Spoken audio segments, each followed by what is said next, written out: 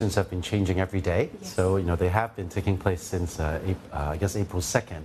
But things are changing every day. Just last night, we found out that Donald Trump is putting on a 90-day reprieve on all imports except for Chinese imports, right? So, and God knows what's going to happen tomorrow.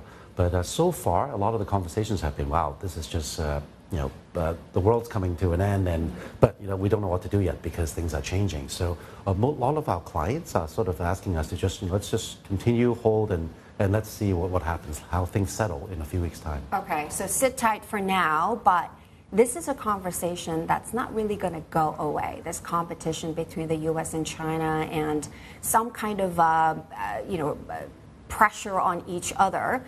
And for you to go into, China would make sense given your base, but some of the Southeast Asian bases that you have for production, you are trying to be nimble because of the previous episode of a tariff war.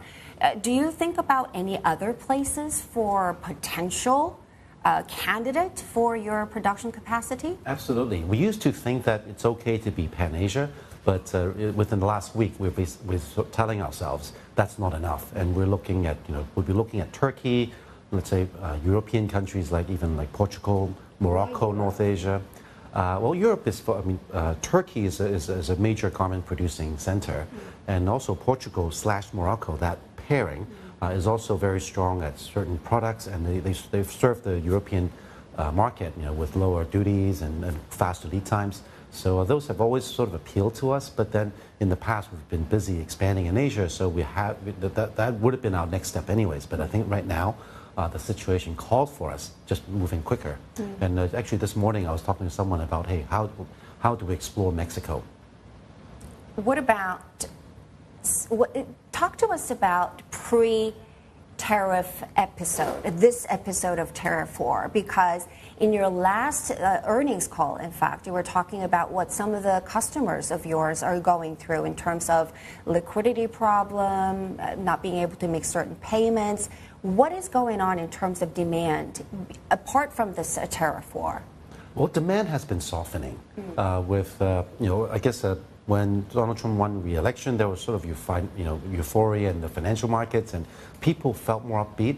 But as policies, keep on changing, and then with the Wall Street, the way the indexes, just crashing the way they have been, even the Main Street, people are just sort of holding off, and we're seeing our customers being a little bit softer on their fall sort of order placement, a fall season, that is. And so I think even our customers are becoming more cautious. So I would say your customers' revenue, their exposure are already showing the demand is softening, and these tariffs could actually put upward pressure on inflation. Yes, absolutely. Tariff, at the end of the day, the supply chain cannot absorb the cost of the tariffs. And so the brands and retailers will have to raise retail prices, and ultimately it's the consumers that's paying for it. So if you let this play out, brands are actually, some of our customers are already asking us, make those garments, but hey, we need to change the price tickets, right? They're already saying they're preparing to raise prices.